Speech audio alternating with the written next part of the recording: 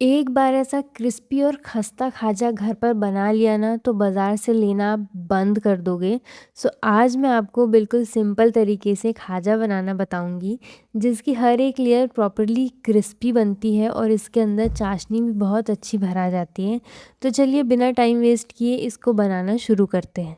तो इसको बनाने के लिए मैंने यहाँ पर 1.5 कप मैदा ली है और उसमें बिल्कुल थोड़ा-सा नमक और 3 चम्मच भर के मैंने इसमें घी का यूज़ किया है, क्योंकि जितना ज़्यादा मोयन होगा उतना ज़्यादा आपका खाजा क्रिस्पी बनेगा। और इसको अच्छे से मिला लिया है मैदे में। थोड़ा-थोड़ा पानी डाल के इसका मैंने एक टाइट सा डो लगा लिया है। इसका आटा जितना कड़क होगा ना आपका खाजा उतना क्रिस्पी बनेगा। और फिर एक दूसरे पतीले में मैंने यहाँ पे 1 कप चीनी ली है और 1 कप ही उसमें पानी ऐड करके चाशनी बनने के लिए रख दी है। और इसमें मैंने थोड़ा सा इलायची पाउडर भी यूज़ किया, आधी चम्मच से भी कम इलायची पाउडर का यहाँ पे यूज़ किया है। और यहाँ पे फिर मैंने इसको चाशनी बनने के लिए रख दिया है। और इसमें आप 1 चम्मच विनेगर भी डाल सकते हैं, 1 चम्मच से भी बिल्कुल थोड़ा सा कम, जो 1 टीस्पून होता है ना वो वाला। इससे क्या होगा कि हमारी चाशनी जमेगी नहीं बनने के बाद में। और फिर मैंने चाशनी बनने के लिए रख दी और अपने आटे को वापस ले लिया यहाँ पर और उसकी छोटी छोटी लोइयाँ काट ली। यहाँ पे मेरी 8 से 10 लोइयाँ बनी थी और छोटी-छोटी लोई बनाकर फिर इनको अच्छे से चिकना करके हम बेल लेंगे। और उसके पहले हमको इनको चिपकाने के लिए जो एक साटा बोलते हैं जिसको, वो लगेगा। तो उसके लिए मैंने यहाँ पे 2 चम्मच मैदा और उसमें 2 से 3 चम्मच तेल का यूज़ किया है और थोड़ा सा पानी भी मिला लिया था बाद में इसका अच्छी सी कंसिस्टेंसी लाने के लिए। तो ये हमने साटा बना के रख लिया।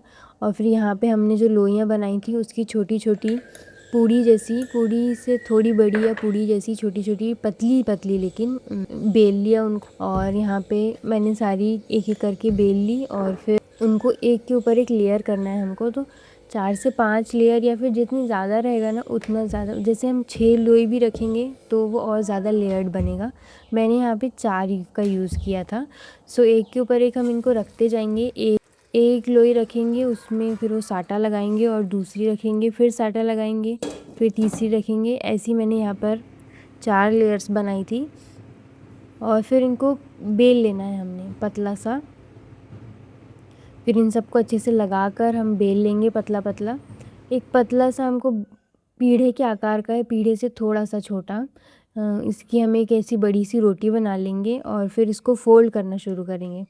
और जब आप फ़ोल्ड करोगे ना तब भी आपने ये साटा लगा लेना, मैं एक बार के उसमें लगाना भूल गई थी। सो इसको अच्छे से करके हम रोल कर लेंगे। और मैंने इसमें लास्ट में लगाया था, लेकिन आप पूरे में ही शुरू में लगा सकते हो, उससे और ज़्यादा खुलेगी आपकी परतें।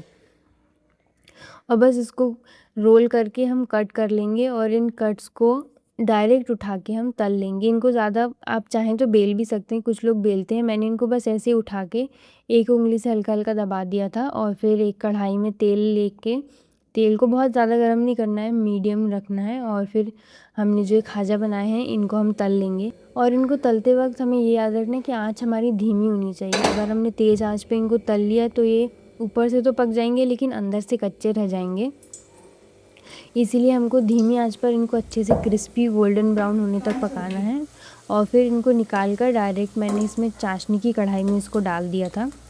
और इसको फिर चाशनी की कढ़ाई में डालने के बाद इसको आधे घंटे के लिए आप ऐसे ही छोड़ देना। जितनी देर छोड़ दोगे ना उतनी ज़्यादा अच्छी इसमें चाशनी भरा जाएगी।